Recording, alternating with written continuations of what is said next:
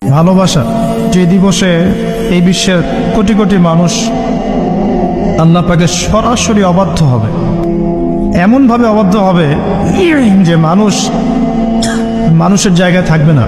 মানুষ তার প্রবৃত্তির পাশবিক দাসত্ব করবে। হারাম সম্পর্ক, কাছে আসার গল্প শুনেছেন?